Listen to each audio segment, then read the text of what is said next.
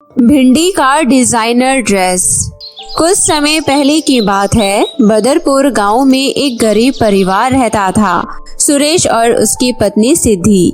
सुरेश एक मामूली किसान था। थोड़ा बहुत जो भी वो अपनी खेती से पैदावार करता, उसी से अपना घर का खर्चा चलाता। सुरेश की पत्नी सिद्धि घरों में झाड़ू पोछा का काम किया करती।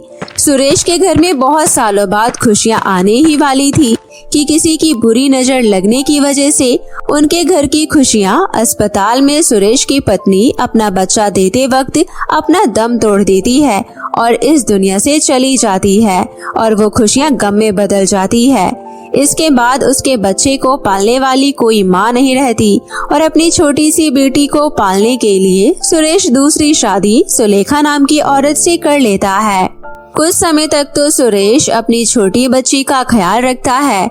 अपना काम छोड़कर बीच बीच में उसे देखने आया करता था, लेकिन जैसे ही उसकी बेटी 10 साल की होती है, तब सुरेश अपनी बेटी को अपनी दूसरी पत्नी सुलेखा के भरोसे पर छोड़कर जाया करता था और काम के सिलसिले से अक्सर शहर में भी जाया करता था। और जब सुरेश बाहर शहर में काम करने जाता, तब उसकी दूसरी पत्नी उसकी बेटी कुसुम को बहुत मारती पीटती। एक दिन की बात है जब सुलेखा कुसुम से कहती है, कुसुम इधर आ और ध्यान से सुन, मैं बाजार जा रही हूँ। मेरे जाने के बाद सारा काम निपटा दियो और एक भी जूठा बर्तन मुझे दिखाई ना दे। सब कुछ साफ सुथरा होना चाहिए। अगर मुझे कुछ भी गंदा दिखा तो मैं तुझे बहुत मारूंगी।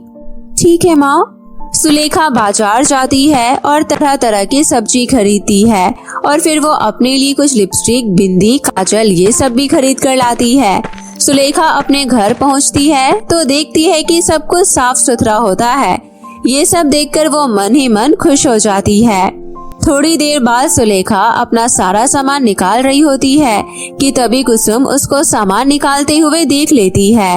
अपनी सौतेली माँ के हाथ से निकल रहा सारा सामान देखकर कुसुम बहुत खुश होती है, क्योंकि कुसुम को बचपन से ही लिपस्टिक लगाना बहुत पसंद था। जैसे ही सुलेखा अपना सारा सामान ड्रेसिंग टेबल पर रखती है और सो जाती है, तभी कुसुम एक मौका देखकर चुपचाप ड्रेसिंग टेबल से लिपस्टिक निकाल लेती है और शीशे के सामने खड़े होकर अपना मेकअप करती है। थोड़ी देर बाद जब सुलेखा उठती है तो कुसुम को इतने सारे मेकअप में देखकर हैरान रह जाती है और उससे पूछती है, तू ये लिपस्टिक, काजल, बिंदी कहाँ से लगा कर आई है? जल्दी बता, और अगर तूने झूठ कहा तो मैं तुझे इतना मारूंगी कि तूने कभी सोचा नहीं होगा, इसलिए सच बता। जब तक कुसुम कुछ बोलती तब तक सुलेखा ड्रेसिंग टेबल खोलती है और अपनी लाई हुई नई बिंदी, लिपस्टिक, काजल देखती है तो उसे समझ आ जाता है कि ये सारा कुसुम ने ही इस्तेमाल किया है। जिसके बाद सुलेखा बिना सुने उसको बहुत मारती है। छोड़ दो माँ, मुझे इतना मत मारो, मैं अभी बहुत छोटी हूँ, मेरी चोट लग जाएगी और आप पिताजी को क्या जवाब दोगी कि मुझे चोट कैसे लग गई? प्लीज माँ, छोड़ दो मुझे। मैं तो तुझे जान से ही मार दूं, फिर मुझे भी तरस आता है कि घर का काम कौन संभालेगा, इसलिए मैं तुझे अभी नहीं मारूंगी, लेकिन एक दिन मैं तुझे जरूर मारूंगी। कुछ समय बाद कुसुम के पिता काम निपटाकर शहर से गांव वापस लौटते हैं और कुसुम अपने पिता को घर पर देखकर दौड़कर उनसे गले लग जाती है और जोर जोर से रोने लगती है। कुसुम को अपने पिता से ऐसे लिपटा हुआ देखकर सुलेखा डर जाती है कि कहीं कुसुम अपने पिता को सब कुछ ना बता दे। इसलिए सुलेखा कुसुम को दूर खड़े खड़े आंखें दिखाती है और कुसुम चुपचाप अपने मन की बात अपने मन में रखकर बैठ जाती है। बेटा, तू इतनी जोर से क्यों रो रही थी? मुझे बता, क्या बात है? क्या हुआ तेरे साथ? कुसुम चुपचाप रह जाती है और अपने पिताजी को कुछ नहीं बताती। थोड़ी देर बाद सभी खाना खाते हैं और सो जाते हैं। अगले दिन सुलेखा किसी काम से बाहर जाती है और घर में अकेले होने की वजह से कुसुम अपने पिता को सारी बातें बताती है। जिसके बाद कुसुम का पिता सुलेखा के आने का इंतजार करता है। थोड़ी देर बाद सुलेखा अपना सारा सामान लेकर घर पहुंचती है तो सुरेश सुलेखा से कहता है, तुमने मेरी बच्ची को इतना क्यों मारा? उसने तुम्हारी लिपस्टिक, काजल ही तो लगा लिया था। कौन सा तुम्हारे लिपस्टिक, काजल खत्म कर दिए थे? और अगर खत्म भी हो जाते तो क्या हो जाता? तुम मेरे पैसे से ही अपना सारा सामान लेती हो। तुम्हारी हिम्मत कैसी हुई कि तुमने मेरी बेटी को मारा? अब मैं तुम्हारे साथ एक पल और नहीं रह सकता। तुमने मेरी फूल जैसी बेटी को इतना मारा कि उसके मन में डर बैठ गया है। अब मैं तुम्हें कभी भी माफ नहीं करूँगा। मेरी नजरों से दूर चली जाओ।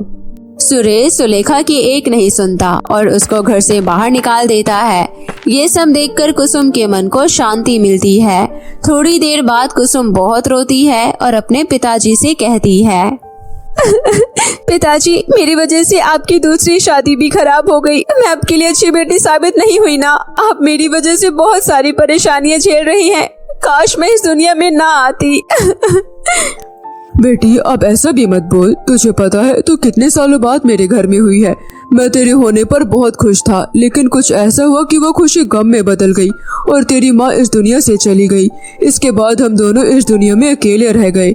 मैंने भरोसा करके उस औरत से दूसरी शादी करी ताकि वो तुझे पाले, लेकिन उसने तो हद ही पार कर दी। मैं अपनी बच्ची को पिटता हुआ नहीं देख सकता और न ही कभी तुझे दर्द में अकेला छोड़ सकता हूँ। तो मेरे लिए बहुत कीमती है। कुछ सालों बाद कुसुम बड़ी हो जाती है और कुसुम को सिलाई कढ़ाई का काम आ जाता है। कुसुम धीरे धीरे छोटे छोटे कपड़े सिलती है और समय के साथ साथ उसे अच्छे कपड़े सिलने आ जाते हैं। घर में गरीबी होने की वजह से कुसुम अपने पिता से किसी भी कपड़े की डिमांड नहीं करती और खेतों से आई भिंडी से कुसुम अपने लिए एक सुंदर ड्रेस तैयार करती है और उस ड्रेस को पहनकर मार्केट पहुंच जाती है। गरीबी होने की वजह से वो भिंडी से बनाई हुई ड्रेस पहनकर बाजार में जाती है और उसकी उम्र के बच्चे उसका बहुत मजाक उड़ाते हैं।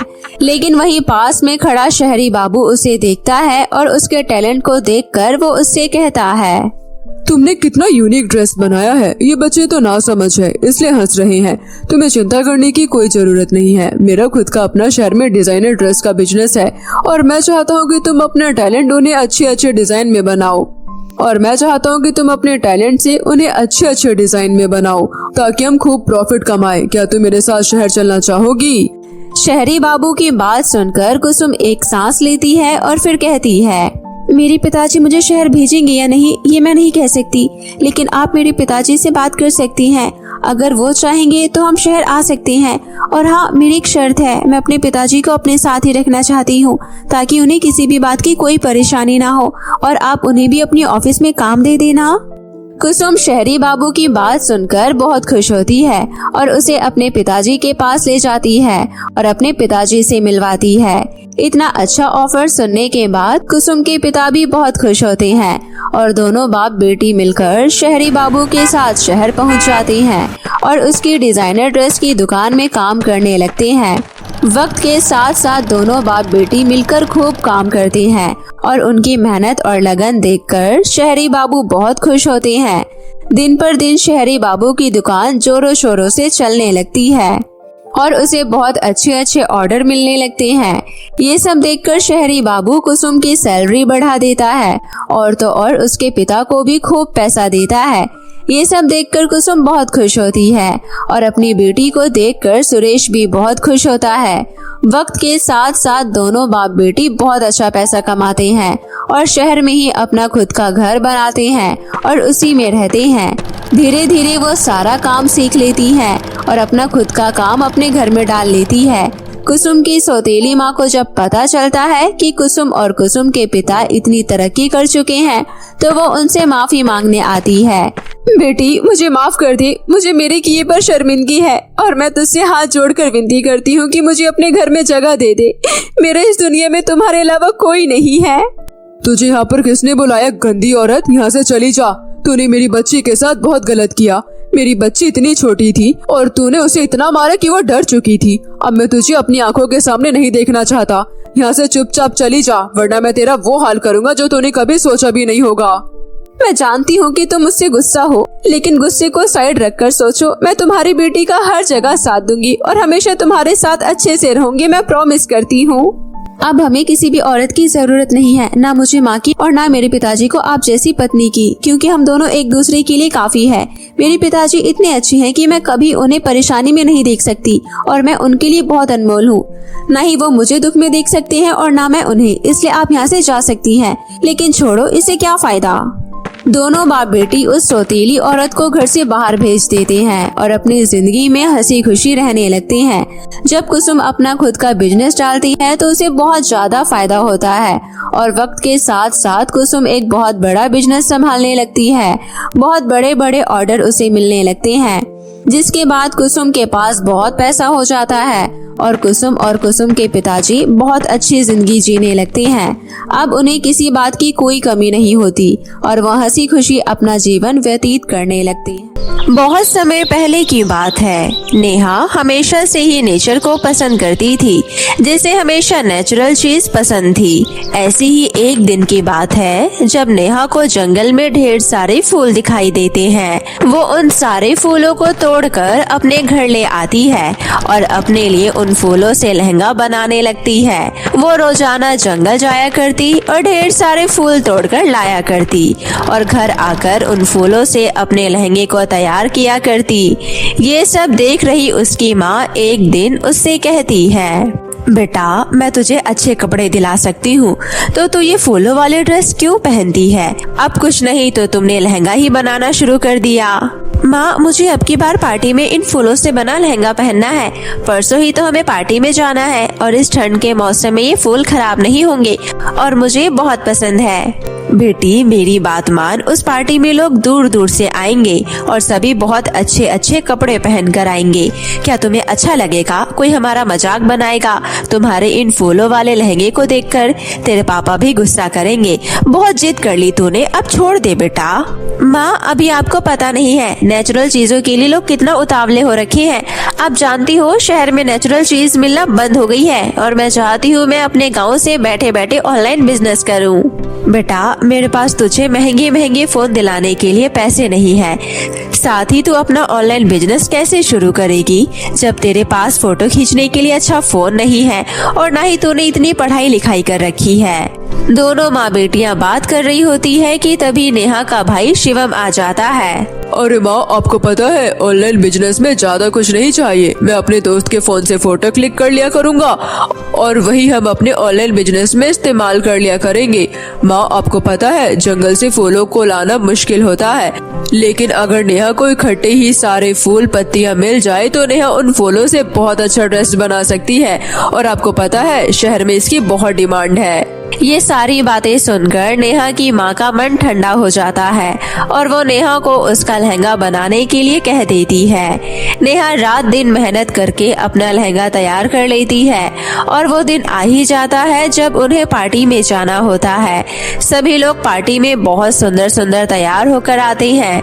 वही नेहा अपनी फैमिली के साथ फूलों वाला सुंदर लहंगा पहनकर जाती है। सभी की नजर नेहा पर ही टिकी होती है और सभी नेहा को देखते रह जाते हैं। इतना सुंदर ड्रेस गांव में पहली बार किसी ने पहना था। सभी उस ड्रेस को देखकर उसके आसपास घूमने लगते हैं और उसके लहंगे को बार बार देखते हैं। सभी पार्टी में बहुत एंजॉय करते हैं। नेहा की दोस्त उसके साथ खूब अच्छे से डांस कर रही होती है और नेहा को डांस करता हुआ देखकर सभी खूब तालियां बजाते हैं। नेहा उस पार्टी में बहुत एंजॉय करती है। साथ ही साथ उसकी फैमिली भी बहुत खुश होती है। पार्टी खत्म होने के बाद सभी अपने अपने घर आ जाते हैं। अगले दिन नेहा की माँ काम पर जाती है तो उसे काम से निकाल दिया जाता है, क्योंकि कई बार छुट्टी लेने पर नेहा की माँ की मालकिन उसे काम पर आने के लिए मना कर देती है, जिस कारण नेहा की माँ चिंता में आ जाती है, क्योंकि घर में पैसों की कमी होती है और साथ ही साथ नेहा के माँ बाप दोनों मिलकर पैसे कमाते हैं, तब जाकर घर का खर्चा चल पाता है। लेकिन अब जब नेहा की माँ की जॉब चली जाती है तो उसे चिंता हो जाती है कि घर खर्च कैसे चलेगा। अपनी माँ को घर पर जल्दी वापस आता देखकर नेहा कहती है, माँ चिंता करने की कोई बात नहीं है, मुझे बहुत अच्छी सिलाई आती है। मैं घर में ही सिलाई का काम शुरू कर देती हूँ और फिर उससे जो भी पैसे बचेगा उससे मैं ऑनलाइन बिजनेस भी शुरू करूँगी। साथ ही साथ हमारा घर भी चलता रहेगा। बेटा अभी तो बहुत छोटी है, तो मशीन पर काम तो कर लेगी, लेकिन एक बात बताओ, जब घर में पैसे ही नहीं है तो कपड़ा कहाँ से लाएगी? पिताजी की कमाई से घर का खर्चा चलता रहेगा और कुछ पैसे मैंने बचा रखे हैं, जिससे मैं कुछ कपड़े खरीद लाऊंगी और 3-4 सूट सिलकर अपने घर के बाहर लटका दूंगी, जिससे लोगों को हमारे यहाँ सिलाई होने का पता चलेगा। ठीक है बेटा, तू अपना काम जल्द से जल्द शुरू कर दे और हाँ, ऑनलाइन बिजनेस भी शुरू कर दे। तुम दोनों अगर ये काम संभाल लोगे तो घर में पैसों की भी तंगी नहीं रहेगी और साथ ही साथ तुम्हारा काम भी अच्छा चलेगा। हे भगवान, मेरे बच्चों को ताकत दो, बुद्धि दो, ताकि मेरे बच्चे 4 पैसे कमाना सीख जाए। अगले दिन सुबह सुबह नेहा उठती है और अपने भाई के साथ मार्केट चली जाती है। गांव में 20 किलोमीटर सफर तय करने के बाद एक बहुत बड़ी मार्केट लगती है, जहां पर बहुत सस्ते और अच्छे कपड़े मिलते हैं। दोनों भाई बहन सुबह सुबह वहां पहुंच जाते हैं। सभी दुकानदार अपने अपने कपड़ों की तारीफ कर रहे होते हैं। वहीं नेहा बहुत समझदार होती है, कुछ कपड़ों की परख करके 8-10 कपड़े खरीद लेती है। सभी कपड़े रंग बिरंगे और बहुत सुंदर और अच्छे होते हैं। दोनों भाई बहन जब घर पहुंचते हैं तो नेहा की माँ कहती है, अरे वाह मेरी बिटिया, इतनी सुंदर सुंदर कपड़े उठा लाई है। कितने के आए हैं ये कपड़े? माँ, हम दोनों पैदल घूमते घूमते चले गए और एक कपड़े ले आए। बहुत सस्ते रेट पर मिल गए हैं। आप देखती जाओ, जब ये बनेंगे तो और अच्छे लगेंगे। नेहा बहुत तेज तरार होती है, जिसे कपड़े सिलने का बहुत शौक होता है। साथ ही साथ वो उन कपड़ों से तरह तरह के ड्रेस बनाकर तैयार कर देती है। किसी का सूट तो किसी का गाउन, किसी का लहंगा तो किसी की फ्रॉक। नेहा 10-15 दिन में ये सारे कपड़े बनाकर अपने घर के बाहर लगा देती है। कपड़े बहुत सुंदर दिख रहे होते हैं। गांव में लड़कियां उन कपड़ों को देखकर तुरंत नेहा के घर में खरीदने आ जाती है। अरे वाह नेहा, तुमने तो गांव में रौनक ही लगा दी। इतने सुंदर सुंदर कपड़े तुमने बनाकर तैयार करे हैं। ये कपड़े तो बहुत महंगे दिख रहे हैं। अब जल्दी से बताओ, ये सूट कितने का दोगी? पूरे 1000 रुपए का सूट है। और हाँ, ये सूट कोई मामूली सूट नहीं है। इसमें देखो लटकन भी लगी है और लेस का भी काम हो रखा है, जो पूरे गाँव में कोई भी नहीं करके देता। अरे वाह, इतनी सुंदर सुंदर ड्रेसेस। तुम मुझे ये गाउन दे दो और मुझे पैसे बता दो। मैं तुम्हारे बनाए हुए कपड़ों की दीवानी हो गई हूँ। इतने सुंदर कपड़े मैंने कभी नहीं देखे। हाँ ठीक है, ले लो, लाओ 1500 रुपए। वो लड़की तुरंत 1500 रुपए निकाल कर देती है और गाउन ले जाती है। ऐसे ही धीरे धीरे कस्टमर भरने लगते हैं और उसके ड्रेस देखकर सभी उसके पास एक एक करके लेने लगते हैं और धीरे धीरे नेहा की सारी ड्रेस बिक जाती है। नेहा पहले दिन अपनी ड्रेस अपने घर के बाहर लगाती है और पहले ही दिन उसकी सारी ड्रेस बिक जाती है। सारी ड्रेस बिकने के बाद उसे बहुत सारा मुनाफा भी होता है। इतनी जोरों शोरों से सारे ड्रेस बिकने के बाद नेहा की माँ नेहा से कहती है, अरे वाह बेटी, तुमने तो कमाल ही कर दिया। आज पहला दिन था और पहले ही दिन सारी ड्रेस बिक गई। मुझे लगता है अब तुम्हें ये सारे ड्रेस मार्केट में जाकर बेचनी चाहिए, तुम्हें और भी ज्यादा पैसे मिलेंगे। माँ, मैं भी यही सोच रही हूँ। अब मुझे इतना सारा मुनाफा हुआ है तो मैं मार्केट से जाकर कल ही ढेर सारे कपड़े लेकर आऊंगी और एक हफ्ता अच्छे से लगाकर सारे कपड़े तैयार करूंगी। साथ ही साथ अपने कपड़ों में तरह तरह की वैरायटी भी रखूंगी। नेहा की माँ और नेहा बहुत खुश होते हैं। वहीं दूसरी तरफ उसका भाई उसे बहुत सपोर्ट करता है। अगले दिन सुबह होते ही दोनों भाई बहन मार्केट के लिए निकल जाते हैं और बहुत लंबा सफर तय करने के बाद दोनों भाई बहन बहुत सारे कपड़े खरीद लेते हैं। नेहा ढेर सारे कपड़े खरीदने के साथ साथ बहुत सारे लटकन, लेस, गोटा आदि ले आती है।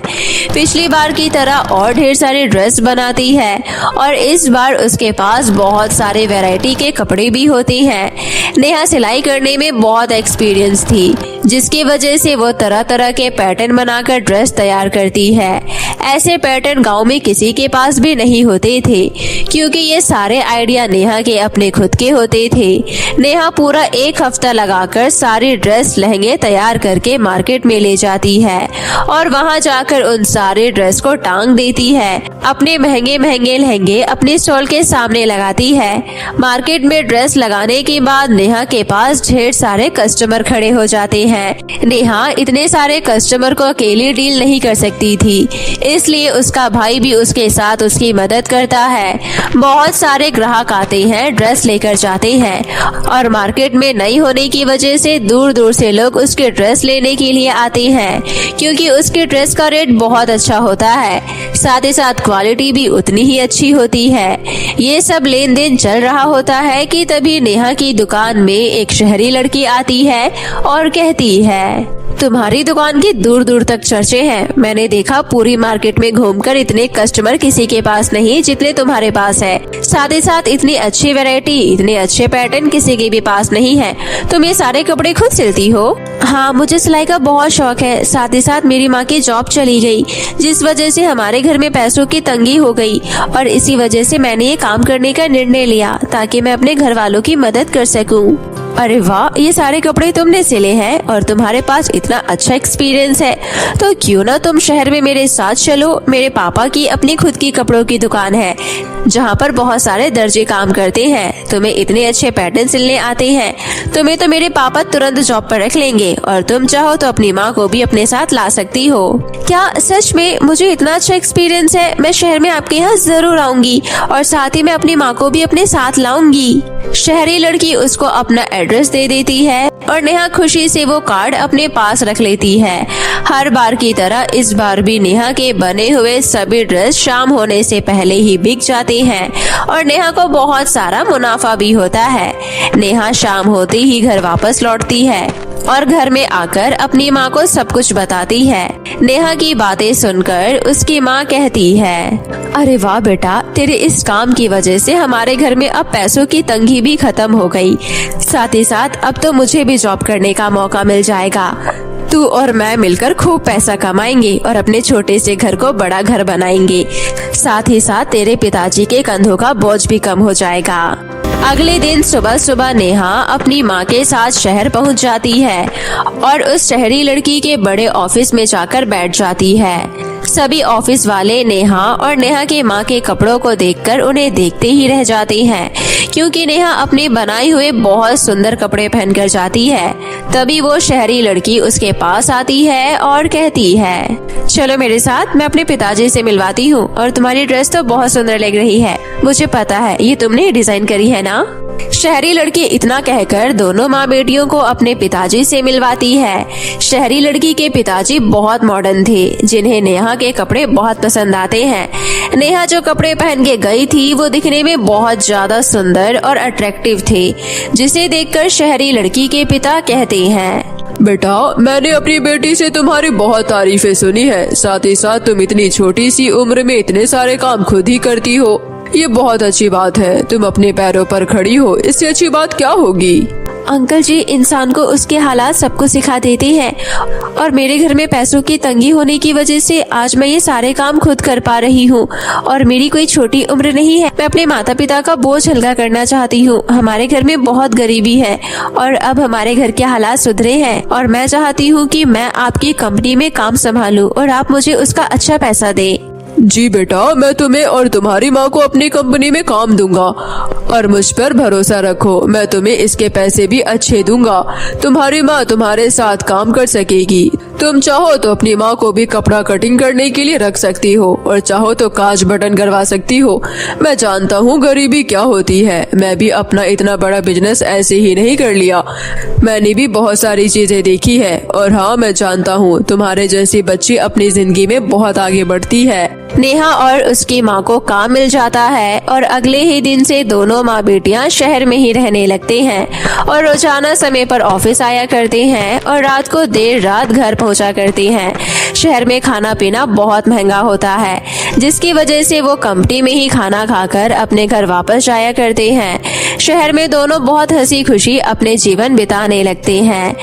साथ ही साथ उस कंपनी में रोजाना समय पर काम करके देने की वजह से कंपनी के सभी लोग उससे बहुत खुश थे।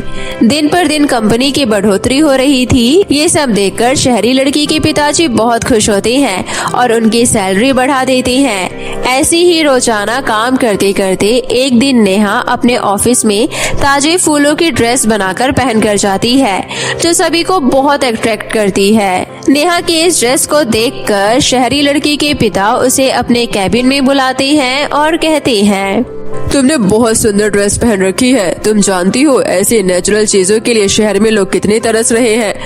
मैं चाहता हूँ तुम बेस्ट क्वालिटी के फूल खरीदो जो आर्टिफिशियल हो लेकिन दिखने में असली लगे और तुम उससे ड्रेस बनाओ और मुझे दिखाओ। हो सकता है ये ड्रेस लोगों को बहुत ज्यादा पसंद आए और हमें बहुत प्रॉफिट हो। नेहा अपने हिसाब से बहुत सारे फूल खरीद लाती है जो दिखने में असली दिखते हैं। नेहा उन फूलों से एक बहुत सुंदर गाउन बनाती है और अपने मालिक को दिखाती है। तुम्हारा ये सुंदर फूलों वाला गाउन दुनिया पहनने के लिए तरसेगी। ये बहुत सुंदर है। मैं तुम्हारे काम से बहुत खुश हूँ। मैं तुम्हारी सैलरी और ज्यादा बढ़ाना चाहता हूँ। साथ ही साथ तुम्हारी माँ को भी मैं बहुत अच्छा बोनस देना चाहता हूँ। आज अगर वो ना होती तो तुम मेरी कंपनी में कैसे आती? थैंक यू सर, मुझे खुशी है कि शहर में सभी को मेरे पैटर्न और आइडिया अच्छे लगे।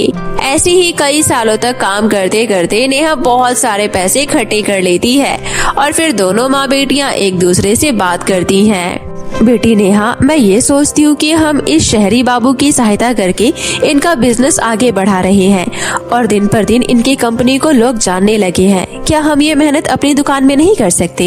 माँ, मेरे दिमाग में भी यही ख्याल आ रहा था, लेकिन अपनी दुकान खोलने और फिर उसको इतने अच्छे लेवल पर चलाने के लिए हमें बहुत बड़ी टीम की जरूरत है, क्योंकि शहरी बाबू के पास बहुत सारे वर्कर हैं जो उनकी कंपनी को संभाल रखे हैं। लेकिन हम लोग कैसे अपना काम संभालेंगे?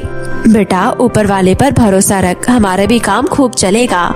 ऐसे ही कुछ दिन और काम करने के बाद दोनों माँ बेटियाँ शहरी बाबू के यहाँ से जॉब छोड़ देते हैं और वापस अपनी दुकान खोलने का ठान लेते हैं। शुरुआत में कुछ परेशानियों का सामना करना पड़ता है, लेकिन फिर नेहा तरह तरह के पैटर्न वाली ड्रेस बनाने लगती है और उसका भाई उसकी काम में मदद करवाता है। साथ ही उसकी माँ कांच बटन का काम संभालती है। नेहा के पिताजी काउंटर संभालते हैं। अब धीरे धीरे उनके पास खूब काम आने लगता है और नेहा अपने काम को बहुत अच्छे लेवल पर चलाने लगती है। लोग दूर दूर से उसके बनाए हुए ड्रेस लेने आते हैं और इसी तरह काम चलने के साथ साथ उन्हें खूब प्रॉफिट भी होता है। नेहा का काम इतना अच्छा चलने लगता है कि लोग विदेश से भी उसके यहाँ पर ऑर्डर भेजते हैं और सभी को नेचुरल ड्रेस बहुत पसंद आती थी और साथ ही साथ डिजाइनर कपड़े से बने ड्रेस भी। अपना काम इतने अच्छे से चलता हुआ देखकर उसके पिताजी उससे कहते हैं, नेहा बेटी, तुम्हारा काम इतना अच्छा चलने लगा कि अब तुम्हें विदेश से भी ऑर्डर मिलने लग गए। मैंने ये कभी नहीं सोचा था कि हमें इतना अच्छा काम मिलेगा, लेकिन आज तुम्हारी वजह से हमारा नाम रोशन हो गया। पिताजी, ये सब आप सबके सपोर्ट की वजह से हुआ है। अगर आप सब मुझे सपोर्ट ना करते तो आज मैं इस लेवल पर नहीं पहुंच पाती। साथ ही साथ भाई ने भी बहुत सपोर्ट किया और माँ ने तो मेरे साथ शहर में जाकर भी मुझे सपोर्ट किया। मैं आप सबका शुक्रिया अदा करना चाहती हूँ। नेहा ने अपने कठिन परिश्रम और लगन से काम करने के बाद अपनी पूरी फैमिली को कमाए हुए पैसों से संभाला और उन्हें सपोर्ट किया। साथ ही साथ नेहा को उसकी फैमिली ने भी सपोर्ट किया। आज नेहा अपने फैमिली के साथ बहुत खुश है क्योंकि उसने छोटी सी उम्र में अपना नाम इतने अच्छे लेवल पर रोशन किया, जिसकी किसी को भी उम्मीद नहीं थी। तो मेरे प्यारे दोस्तों, कैसी लगी आपको हमारी ये कहानी? हमें कमेंट करके जरूर बताएं। अगर आपको हमारी ये कहानी अच्छी लगी हो तो इसे अपने दोस्तों के साथ भी शेयर करें। तो फिर मिलती हूँ आपसे एक नई कहानी के साथ। तब तक के लिए बाय बाय दोस्तों।